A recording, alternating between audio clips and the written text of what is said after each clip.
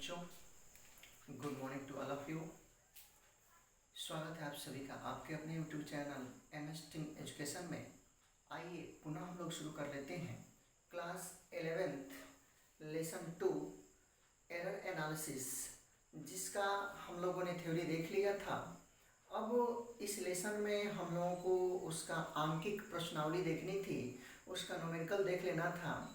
कुछ बच्चों ने कमेंट किया है कि सर आंकिक प्रश्न करा दीजिए, तो मैंने बोला था कि बच्चों आपको जहाँ दिक्कत हो रही है आप कमेंट करें, कमेंट करके हमें बताएं। जो भी आपकी समस्या होगी निश्चित आपकी समस्याओं को हम सॉल्व करेंगे। हमारी MS एजुकेशन टीम आपके साथ निरंतर बनी हुई है और आप घर पर रहें और पढ़ें, पढ़ाई का आनंद लें, लाभ लें, पढ़ें, नोट्स बनाएं और नोट्स प्रत्येक दिन का बनाएं और वीडियो को अंत तक देखें और पढ़ें। निश्चित ही आप अच्छा करेंगे। तो आइए हम लोग शुरू कर लेते हैं। आंकिक प्रश्नावली का पहला क्वेश्चन है, तो देख लेते हैं फटाफट कि क्या दिया हुआ है। तो क्वेश्चन नंबर पहला है कि एक सरल लोलक का आवर्तकाल ज्ञात करते समय विभिन्न प्रेक्षणों में इसकी माप क्रमशः 2.14 सेकेंड, 2.21 सेकेंड, 2.15 सेकेंड, 2.20 सेकेंड तथा 2.23 सेकंड प्राप्त होता है। तो ज्ञात कीजिए कि सरल लोलक का माध्य आवर्तकाल कितना होगा और माध्य निरपेक्ष त्रुटि क्या होगी, आपेक्षिक त्रुटि क्या होगी, प्रतिशत त्रुटि क्या होगी। तो प्यारे बच्चों, हमने आप लोगों को पिछले वीडियो में यह बताया था कि वास्तविक माप कैसे ज्ञात करते हैं, माध्य निरपेक्ष त्रुटि कैसे ज्ञात करते हैं और उसके बाद से आपेक्षिक त्रुटि कैसे ज्ञात करते हैं, प्रतिशत त्रुटि कैसे ज्ञात करते हैं और उसके बाद से वर्ग, माध्य, मूल त्रुटि कैसे ज्ञात करते हैं। क्योंकि हमने त्रुटियों की अभिव्यक्ति में बहुत अच्छे तरीके से आप लोगों को पढ़ाया है, तो निश्चित जो बच्चे उस वीडियो को देखे होंगे आप इसको निकाल सकते हैं। लेकिन चलिए पुनः मैं इसको एक बार और बताता हूं और ध्यान से आप इसको समझेंगे और फिर भी अगर नहीं बनेगा क्वेश्चन आपसे तो जरूर कमेंट करेंगे, पुनः मैं बताऊंगा आप लोगों को। तो चलिए हम लोग शुरू कर लेते हैं। सरल लोलक का माध्य आवर्त काल, तो माध्य आवर्त काल ही उसका वास्तविक माप होगा, क्योंकि किसी प्रेक्षण में सरल लोलक के आवर्त काल की माप इतना ज्ञात किया जाता है, तो उसकी वास्तविक माप क्या रही होगी। तो उसकी वास्तविक माप ज्ञात करने के लिए हम उसका माध्य मान निकालते हैं। तो पहला पॉइंट सरल लोलक का माध्य आवर्त काल, और जब माध्य आवर्त काल निकालेंगे तो वही माध्य आवर्त काल आपका निकलेगा TM।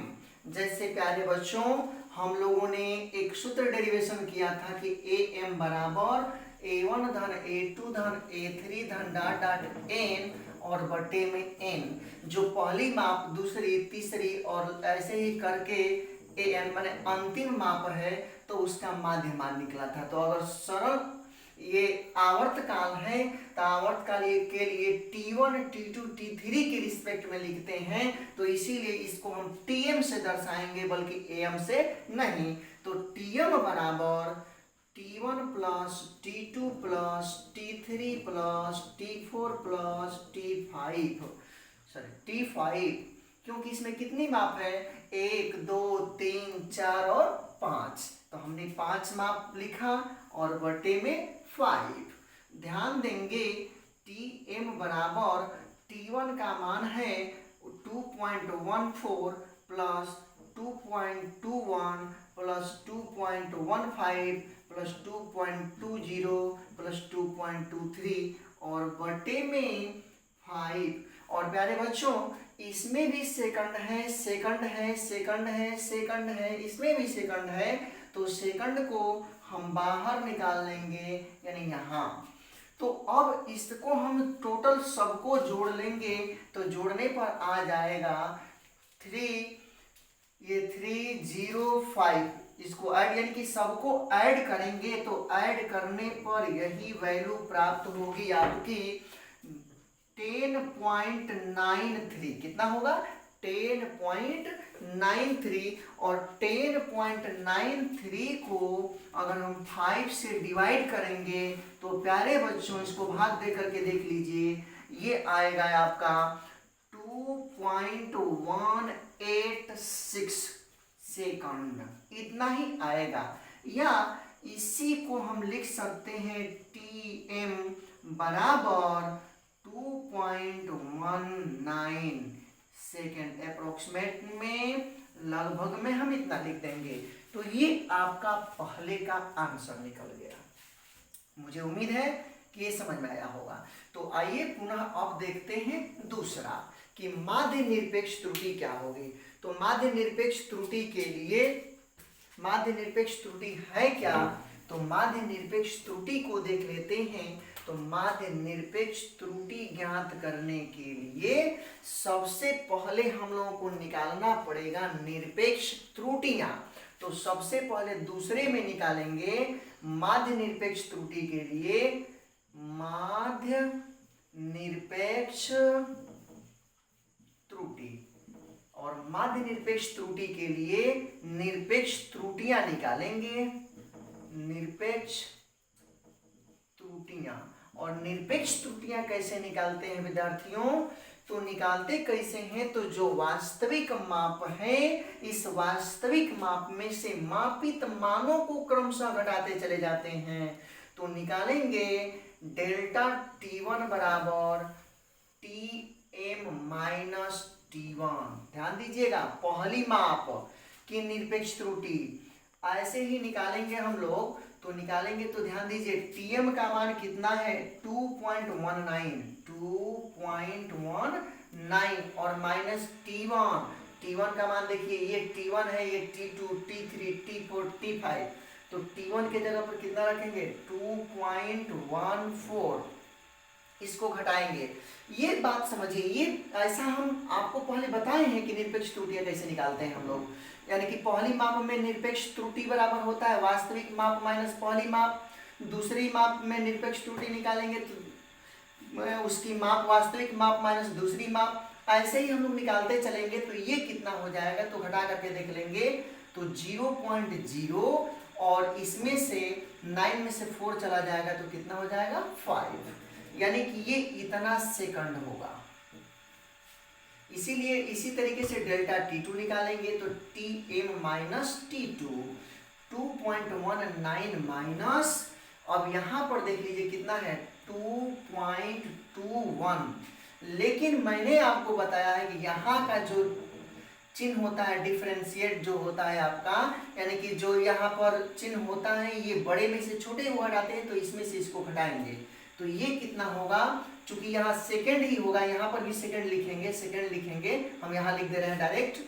तो अब इसमें से हम लोग इसको घटा देंगे तो घटाने पर ये आ जाएगा, ये आपका हो जाएगा 3 सेकंड। इसी तरीके से डेल्टा T3 की वैल्यू निकालेंगे तो TM माइनस T3 2.19, और T3 का मान कितना है तो देख लीजिए 2.15, इसको हल करेंगे तो 0.04 सेकंड, क्योंकि 9 में से 5 जाएगा तो 4 ही आएगा।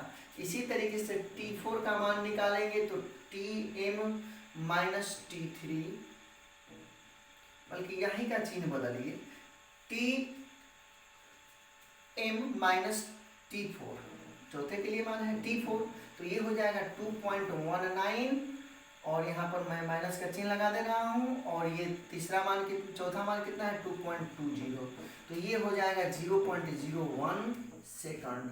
और इसी तरीके से निकालेंगे T5 तो TM माइनस T5 2.19 माइनस 2.23 बराबर हो जाएगा 0.05 सेकंड। तो ये तो अभी हम लोगों ने क्या निकाला, अभी हम लोगों ने निरपेक्ष त्रुटियां निकाला पांचों मापों में। तो जब निरपेक्ष त्रुटियां हम लोगों ने निकाल लिया विद्यार्थियों, तो अब हम लोग को निकालना है कि माध्य निरपेक्ष त्रुटि क्या होगा। माध्य निरपेक्ष त्रुटि, माध्य निरपेक्ष त्रुटि। तो माध्य निरपेक्ष त्रुटि के लिए सूत्र होता है वास्तविक माप, यानी कि माध्य निरपेक्ष त्रुटि निकालने के लिए हम लोग क्या करेंगे कि जो माध्य निरपेक्ष त्रुटि होगी, ये जो निरपेक्ष त्रुटियां होंगी इन्हीं का औसत निकालेंगे। तो औसत निकालने के लिए हम लोग लिखेंगे टी एम बार। जब टी एम बार लिखेंगे तो ये जो निरपेक्ष त्रुटियां जितनी है सभी का एवरेज निकालना पड़ेगा।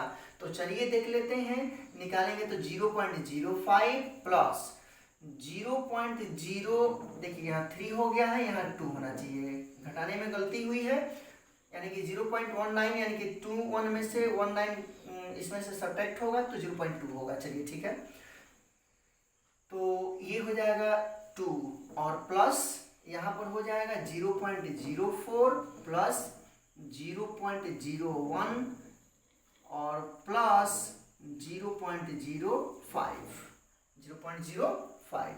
ये सभी वैल्यू को अगर हम ऐड कर देंगे, डिवाइड करेंगे 5 से, तो ये हमको कितना मिलेगा विद्यार्थियों, टी एम बार बराबर, तो ये हो जाएगा, अगर इसको हम लोग जोड़ देंगे तो 5 1 6 4 10 10 2 12 12 और 5 17, यानी कि 0.17 डिवाइड बाई 5, और इसको हल कर देंगे तो 0.03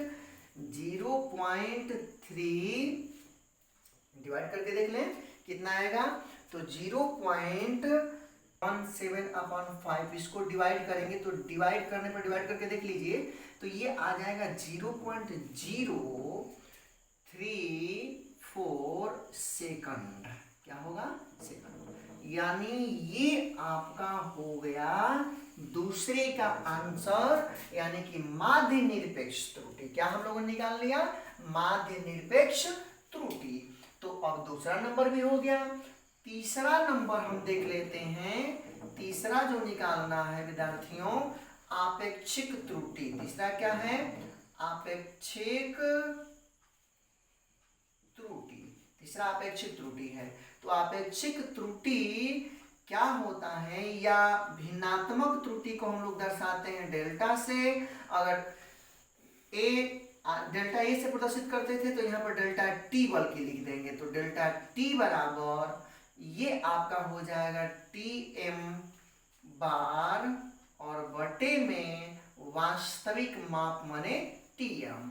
तो टी एम बार का मान निकला है, क्योंकि वहां पर डेल्टा ए बराबर ए एम बार बटे में ए एम था, तो यहाँ पर इनकी ये है माध्य निरपेक्ष त्रुटि, और वास्तविक माप का अनुपात ही आपेक्षिक त्रुटि कहलाता है। तो डेल्टा टी बराबर टी एम बार बटे में टी एम। तो टी एम बार का मान हम लोगों ने निकाला है 0.034 और बटे में टी एम का मान हम लोगों ने निकाला है 2.19। और ध्यान दीजिए नीचे भी सेकंड है और ऊपर भी रखेंगे तो सेकंड आएगा, तो सेकंड से सेकंड क्या हो जाएगा, कैंसिल हो जाएगा, इसलिए इसका कोई भी मात्रक नहीं होगा। तो ये हमारा हो गया डेल्टा टी, मतलब ये आपेक्षिक त्रुटि का मान भी हम लोगों ने निकाल लिया। अब हम लोगों को निकालना है 4 नंबर। 4 नंबर में क्या है, तो प्रतिशत त्रुटि है, तो मैं प्रतिशत त्रुटि को यहीं पर निकाल दे रहा हूं। 4 नंबर का आंसर यानी कि क्या होगा 4 नंबर, तो प्रतिशत त्रुटि किसे कहते हैं, तो आपेक्षिक त्रुटि को प्रतिशत के रूप में अगर व्यक्त कर दें तो जो मान होगा वही प्रतिशत त्रुटि कहलाएगा। तो हम लोग लिख देंगे प्रतिशत त्रुटि बराबर, ये प्रतिशत का चिन्ह है माने ये प्रतिशत त्रुटि है, प्रतिशत त्रुटि बराबर 0. या इसी को लिख सकते हैं, इसी को डेल्टा टी और इसी पर परसेंटेज लिख सकते हैं, कोई दिक्कत नहीं, यानी कि डेल्टा टी परसेंटेज लिख सकते हैं, बराबर 0.034 और बटे में 2.19 और इंटू 100%। इसी को हल करेंगे तो 34 और उसके बाद से 00 बटे में 219 और अगर हल करेंगे तो डेल्टा टी परसेंट का मान यानी कि 219 से इसमें भाग देंगे। देखिए 100 से गुणा करेंगे तो ये दशमलव कैंसिल हो जाएगा, नीचे 2 दशमलव है तो 2 जीरो ऊपर बढ़ाएंगे तो नीचे का दशमलव खत्म, और हल करने पर ये वैल्यू आ जाएगी आपकी 0.015%। तो ये आपका हो गया आंसर। तो हम लोगों ने देखा कि पहले का आंसर ये है, दूसरे का आंसर ये है, तीसरे का आंसर ये है, और चौथे का आंसर यहाँ पर निकला है विद्यार्थियों ये। और आप इस क्वेश्चन का सलूशन नोट कर लीजिए, और इसके बाद अब हम लोग चलते हैं आगे का क्वेश्चन बनाते हैं कि आगे का क्वेश्चन कौन सा है। तो मुझे उम्मीद है कि अब परसेंटेज एरर में माध्य निरपेक्ष त्रुटि, वास्तविक माप, परसेंटेज ये त्रुटि, एड्स वन इट जो भी इस पर देगा, आप कैसी भी क्वेश्चन बनाएगा तो आप उसको जरूर बनाएंगे, क्योंकि आपको ये क्वेश्चन समझ में आया होगा। आप कमेंट करके जरूर बताएंगे कि आपको इस टाइप के क्वेश्चन आ रहे हैं कि नहीं। अब नेक्स्ट क्वेश्चन दूसरे टाइप का हम लोग देखते हैं, तो आप इसको नोट कर लें या इसका स्क्रीनशॉट ले लें।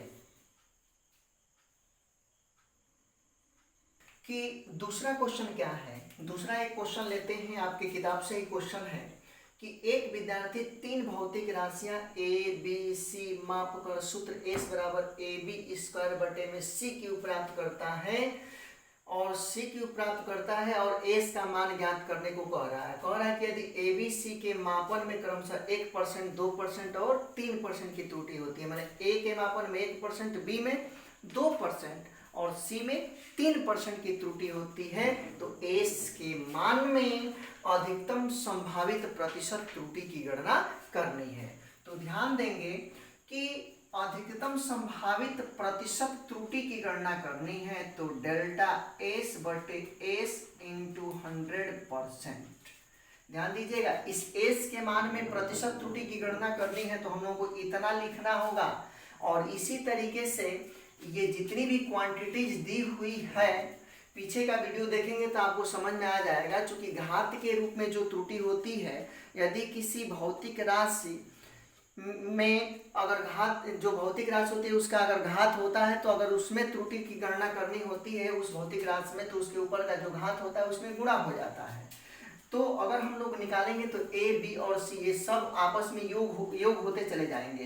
तो देखिए इसको हम लोग लिखेंगे delta A upon A into 100%। A पर कोई भी चार्ज नहीं है, मैंने एक इसके ऊपर कोई भी पावर नहीं है, सॉरी चार्ज नहीं बल्कि पावर, इसका घात कोई नहीं है, तो एक है तो बस एक ही है, यानी कि इतना %, और प्लस जो B है तो B पर कितना है 2, तो 2 आगे आ जाएगा गुणा में, और डेल्टा B और बटे में B और इंटू 100%। आप प्लस C भी है ना, तो इसको भी ध्यान देंगे, इसको भी जोड़ेंगे ही, और इसके ऊपर 3 है तो 3 इंटू डेल्टा C बटे में C इंटू 100%। आप सोच रहे होंगे कि हम A को, B को, C को इस रूप में क्यों लिखे। अगर कुछ भी दे दे, अगर दे दे कि x बराबर A³ B² C बटे में D का पावर 4, इसका क्या होगा, तो इसका भी वैसे ही बनाएंगे, डेल्टा x बटे में x इंटू 100%, और इसका निकालेंगे तो 3 इंटू डेल्टा A बटे A इंटू 100%, प्लस यहाँ पर B पर 2 है तो 2 इंटू डेल्टा B अपान B into 100%, plus delta C बटे C इंटू 100%, प्लस D को ऊपर ले चले जाएंगे तो इस पर 4 है तो डेल्टा D और बटे में D इंटू 100%, और सबकी वैल्यू अलग अलग रख करके हम लोग काउंट कर लेंगे। तो ऐसे ही हम लोग कुछ भी देगा तो हम लोग इसको आसानी से बनाएंगे। तो थोड़ा सा देख लेते हैं, इसकी वैल्यू हम लोगों को निकालना है, इसकी वैल्यू तो हमको निकालना है, तो हम इसके जगह पर मान रखेंगे। तो देखिए इतने का मान, इसी को कहते हैं A के मान में प्रतिशत त्रुटि, क्योंकि हम जानते हैं कि माध्य निरपेक्ष त्रुटि को वास्तविक माप से अगर भाग देंगे तो अपेक्षित त्रुटि निकलेगा या भिन्नात्मक त्रुटि, और उसको परसेंटेज में व्यक्त कर देंगे तो प्रतिशत त्रुटि, तो ये प्रतिशत त्रुटि हो गई। और A के मान में प्रतिशत त्रुटि इतना है, B में इतना है और C में इतना है। तो यहाँ पर लिख देंगे 1%। हल हो गया, बहुत इजी है। और 2 इतने का मान कितना है, तो 2% है, और प्लस 3, और इस पूरे का कितना मान है, तो 3% है। अब इसको हल कर देंगे तो 1% प्लस 4% प्लस 9%, 9 4 13 और 1 कितना हो जाएगा विद्यार्थियों, 14%। माने एस के मान में प्रतिशत त्रुटि, ए के मान में कितना प्रतिशत त्रुटि बराबर 14%। मुझे उम्मीद है कि आप लोगों के किताब में इस क्वेश्चन पे जितने भी आपके क्वेश्चन बने होंगे, इस पर आप उन सबको बना लेंगे, क्योंकि बहुत आसान है और ऐसा क्वेश्चन आपसे पूछा जाता है। तो आप इसको पहले नोट कर लीजिए, उसके बाद पुनः एक अलग प्रकार का क्वेश्चन हम लोग लेते हैं। नोट करें इसको। तीसरा टाइप का जो क्वेश्चन है ऐसे दे देगा कि वृत्त के त्रिज्या के मापन में 3% की त्रुटि होती है, तो उसके क्षेत्रफल मापन में अधिकतम प्रतिशत त्रुटि बताइए। बहुत सिंपल है, ध्यान देंगे। वृत्त के क्षेत्रफल का सूत्र होता है a बराबर पाई आर स्क्वायर। विद्यार्थियों, वृत्त के क्षेत्रफल का सूत्र यही होता है। तो प्यारे बच्चों, इसका हम लोगों को मान निकालना है कि क्षेत्रफल के मान में अधिकतम प्रतिशत त्रुटि कितनी होगी, जबकि त्रिज्या के मापन में कितने परसेंट की त्रुटि हो रही है, 3% की। ध्यान देंगे यह कांस्टेंट है, तो कांस्टेंट को हम मेजर नहीं करते हैं, मापते नहीं हैं, क्योंकि मेजर करेंगे मापेंगे तो दूरी को मापेंगे। ये तो पाई है, इसका मान तो फिक्स होता है। तो इसमें हम लोग परसेंटेज त्रुटि नहीं ज्ञात करते हैं। तो हम लोग निकालेंगे कैसे इसका मान, तो a के मान में प्रतिशत त्रुटि, a माने क्षेत्रफल के मान में, a के मान में प्रतिशत त्रुटि बराबर, ये r का वर्ग है तो यहाँ पर 2 आ जाएगा, घात इसका नीचे, और गुणे डेल्टा r बटे में r इंटू 100%। अब देखो बच्चों, इतने का मान दिया हुआ है कितना, 3%। पूरे इतने का मान, क्योंकि त्रिज्या के मापन में 3% की त्रुटि, तो लिख देंगे 2 गुणे 3% बराबर 6%। मतलब कि वृत्त के क्षेत्रफल के मापन में अधिकतम कितने परसेंट की त्रुटि होगी, 6% की त्रुटि होगी। तो इस क्वेश्चन को आप नोट कर लीजिए। एक अलग प्रकार का और क्वेश्चन बनाते हैं और देखते हैं कि कैसा वह क्वेश्चन है। अगर इस पर कोई भी क्वेश्चन पूछे, कह दे कि गोले के आयतन में प्रतिशत त्रुटि बताओ, तो आयतन का सूत्र होता है 4/3 पाई आर क्यू। ये पूरा कांस्टेंट है, इसके मान में त्रुटि नहीं निकालना पड़ेगा, केवल इसमें। तो ये हो जाएगा 3 इंटू डेल्टा आर बटे में आर इंटू 100%। और इस r के मापन में प्रतिशत त्रुटि दिया रहेगा, आराम से बना लेंगे। अगर कह देगा कि किसी आयत के क्षेत्रफल के मापन में अधिकतम त्रुटि ज्ञात कीजिए, जबकि लंबाई दिया है, चौड़ाई दिया है, तो उसको भी ज्ञात कर लेंगे। अगर कैसा भी क्वेश्चन देगा, पूछेगा, तो हम लोग बनाएंगे, क्योंकि अगर आयत के लिए देगा तो l गुणे b होता है, तो इसको लिख सकते हैं डेल्टा l बटे में l into 100% plus delta b अपान b इंटू 100%। और l और b का मान दिया रहेगा परसेंटेज में, आसानी से हम लोग निकाल सकते हैं। अगर परसेंटेज में एरर नहीं दिया है तब भी हम आसानी से ज्ञात कर सकते हैं। क्योंकि चलिए एक हम उसी पर आपको क्वेश्चन बता देते हैं, क्योंकि कहीं पर अल्पतमांक की बात हो रही थी कि अल्पतमांक किसे कहते हैं, तो किसी भौतिक राशि की वह न्यूनतम माप होती है जिसे हम शुद्धता से माप सकें, उसी को हम कहते हैं अल्पतम मांक, लिस्ट काउंट उसको कहते हैं। किसी भी भौतिक राशि द्वारा मापी जा सकने वाली वह न्यूनतम माप उसका अल्पत मांक कहलाता है।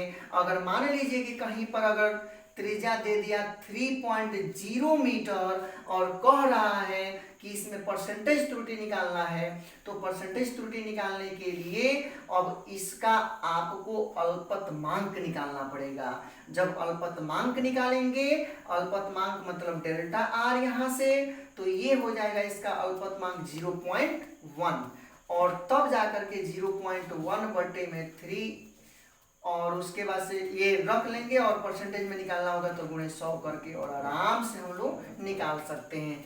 किसी भी चीज का अगर अल्पतमांक निकालने को कहे, अगर कह दे कि 5 का अल्पतमांक कितना होगा तो 1, 5.00 का अल्पतमांक कितना होगा तो 0.01।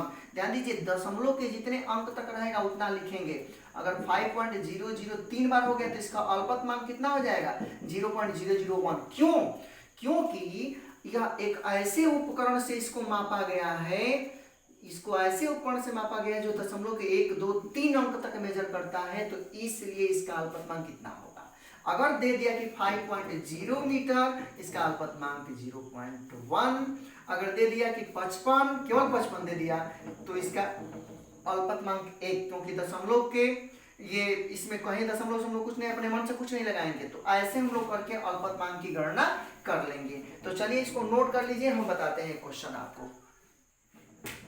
क्वेश्चन नंबर 4 एक हम ले लेते हैं। एक क्वेश्चन आपको ऐसे दे देता है, किताब का ही क्वेश्चन है, ऐसे दे देगा कि किसी छड़ की लंबाई क्रमशः L1 बराबर, यानी कि किसी छड़ की लंबाई क्रमशः L1 बराबर 18.20 मीटर, ऐसे नहीं बल्कि ऐसे देगा क्वेश्चन कि L1 बराबर, लंबाई बराबर 18.00 प्लस माइनस अलग हो रहा था क्वेश्चन, तो थोड़ा सा देख लेते हैं हम लोग।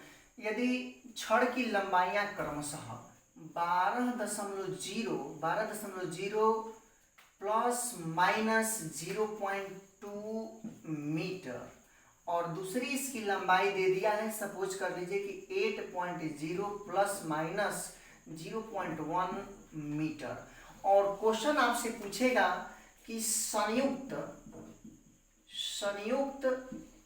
त्रुटि, क्वेश्चन पूछेगा आपसे कि संयुक्त माप में त्रुटि और दूसरा पूछेगा अंतर में त्रुटि, या इसी संयुक्त को कह देगा कि योग में त्रुटि, संयुक्त में या योग में त्रुटि, या इसी को अलग अलग तरीके से दे देगा, कह देगा कि वृत्ताकार माप की लंबाई इतना है और चौड़ाई इतना है और उसकी त्रुटि ज्ञात कीजिए। तो थोड़ा सा पहले समझिए विद्यार्थियों, 12.0 प्लस माइनस 0.2 दिया है, इसका मतलब क्या हुआ है देखेंगे। ये जो 0.2 दिया है, यह इस 12 जो माप है, एक्चुअल माप 12 है और त्रुटि यह है, यह एक्चुअल माप है और यह क्या है त्रुटि है, और यह त्रुटि या तो 12 से 0.2 अधिक हो सकती है या 12 में 0.2 कम हो सकती है, उसी तरीके से यह भी है। तो अगर हम लोगों को संयुक्त त्रुटि निकालना होगा, संयुक्त माप में त्रुटि, तो संयुक्त माप में त्रुटि निकालने के लिए इन दोनों मापों को जोड़ देंगे, माने 12.0 प्लस माइनस 0.2 और प्लस 8.0 प्लस 0.1, ये प्लस माइनस में है, ये यहाँ पर भी मीटर है और यहाँ पर क्या है मीटर है। ध्यान देंगे 12 और 8 को जोड़ देंगे, देखिए वास्तविक माप को एक जगह जोड़ते हैं और यह क्या है बच्चों त्रुटि है, पूछेगा कितनी त्रुटि हुई है तो हम लोग ज्ञात कर सकते हैं। तो 12 और 8 कितना हो जाएगा 20.0। ध्यान दीजिएगा 20.0, दशमलव के एक अंक तक मापा जा सकता है, इसीलिए तो ये माप करके एक अंक तक त्रुटि लाई गई है, क्योंकि दशमलव एक अंक तक है तो यहाँ पर माप एक है, एक तक गया हुआ है।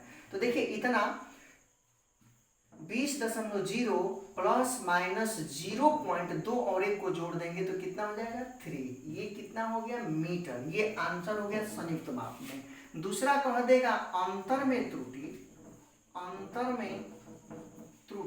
तो अंतर में त्रुटि कह देगा तो 12.0 plus minus 0.2 meter minus 8.0 plus minus 0.1 meter. ध्यान दीजिए वास्तविक माप में से ये वास्तविक माप घटेगी, तो 12 में से 8 चला जाएगा तो कितना हो जाएगा 4.0, अब आप सोचेंगे कि दो में से एक को घटा दें, तो नहीं, घटाना नहीं है, क्योंकि यह और यह बच्चों क्या है, त्रुटि है, यही समझना है आपको। ये और ये दोनों क्या है, त्रुटि है। तो त्रुटियों को हमेशा जोड़ते हैं। अगर घटाव में भी त्रुटि निकालेंगे तो जोड़ेंगे, गुणा में भी त्रुटि निकालेंगे तो जोड़ते हैं, भाग में भी अगर त्रुटि निकालते हैं तो जोड़ते हैं, यानी कि हर जगह हम क्या करेंगे, जोड़ेंगे। क्योंकि हम लोग देख रहे थे कि a स्क्वायर बी बटे में सी क्यू था, तो a के मान में त्रुटि धन b के मान में त्रुटि धन c के मान में त्रुटि, मैंने यहाँ गुणा थी तब भी हम जोड़ रहे थे, तो घटाव होगा तब भी हम क्या करेंगे, त्रुटि को हमेशा जोड़ते हैं। तो ये हो जाएगा 0.3 इतना मीटर की त्रुटि, ये आंसर में आ जाएगा। तो त्रुटि केवल पूछेगा तो 0.3, चाहे जोड़ेंगे चाहे घटाएंगे, त्रुटि हमेशा एक समान होगी अगर वो माप है तो, ठीक ना। तो ये चीज हम लोगों ने देखा। तो आज के इस वीडियो में बस इतना ही, और मुझे उम्मीद है कि आप इस प्रश्नावली के सारे क्वेश्चनों को बनाएंगे। अगर नहीं बन पाएगा तो निश्चित आप कमेंट करेंगे। इस क्वेश्चन के, इस लेसन के सभी प्रश्न आपको इस डिस्क्रिप्शन बॉक्स में दे दिए जाएंगे, और आप इनको बनाएंगे, या जिनके पास किताब होगी अपने किताबों से बनाएंगे, किसी भी प्रकाशन की किताब हो आप उन किताबों से क्वेश्चनों को बनाइए। नहीं आते हैं तो कमेंट करिए, पूछिए, निश्चित आपकी समस्याओं का निवारण किया जाएगा। तो आज इस वीडियो में बस इतना ही। आप इस वीडियो को शुरू से अंत तक जरूर देखें और बने रहें MS टीम एजुकेशन के साथ, क्योंकि यह MS टीम एजुकेशन नित्य प्रत्येक दिन आपको निरंतर इसी क्रम में वीडियो प्रोवाइड करता रहेगा, और एक से बढ़कर के एक शिक्षा की नई उड़ान, नई सोच के साथ MS टीम एजुकेशन आपके साथ एक संकल्पित शिक्षा, एक अच्छी शिक्षा, सुदृढ़पूर्ण शिक्षा आपको पहुंचाने का काम MS टीम करेगी। इसलिए आप MS टीम एजुकेशन के साथ बने रहें। आज के लिए बस इतना ही, धन्यवाद।